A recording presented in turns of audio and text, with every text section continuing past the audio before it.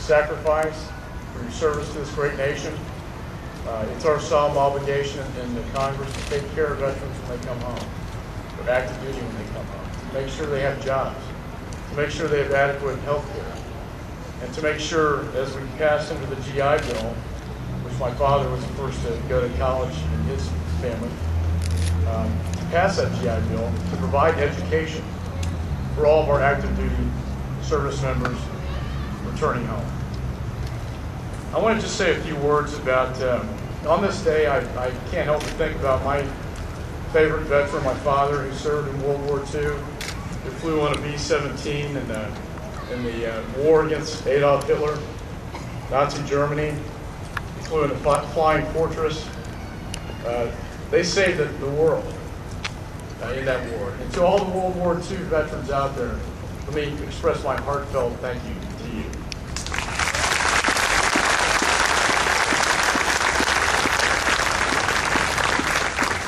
You are truly the greatest generation.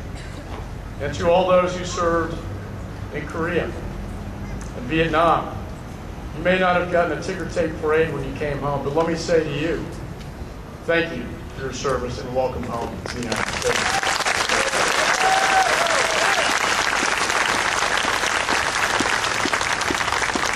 Those who served in the Persian Gulf. And finally, what I consider to be a new great generation that is rising up, serving in Iraq and Afghanistan in the war on terror. Yesterday,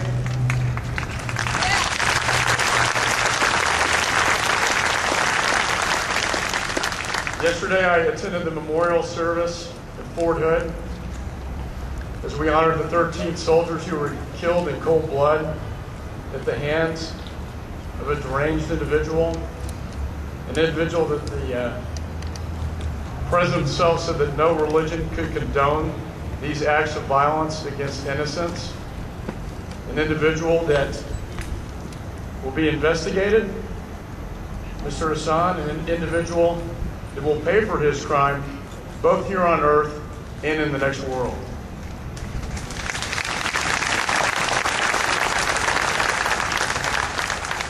And as we looked at the 13 pairs of boots, rifles, and helmets propped up with the faces of the victims, it was one of the most solemn, I think, memorial services I've ever attended. And I want to take the opportunity here today to read to you the names of the 13 fallen heroes.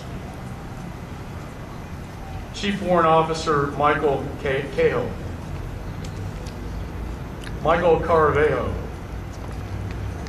Staff Sergeant Justin DeCrow, Captain John Gaffney, Specialist Frederick Green, Specialist Jason Hunt, Sergeant Amy Kruger, Private First Class Aaron McCaul, Private First Class Michael Pearson, Captain Russell Sager, Private Francesca Velez, Lieutenant Colonel Warman, Specialist Comm John. Those are the faces of the fallen that we honor. You know, and I think the hardest thing that a member of Congress has to do, and I will be meeting with the family after this event whose son just recently died in Afghanistan, is to comfort those who have lost a loved one and make some sense out of everything. Bring comfort to them that they did not die in vain, that there was a mission behind it, a cause greater than themselves.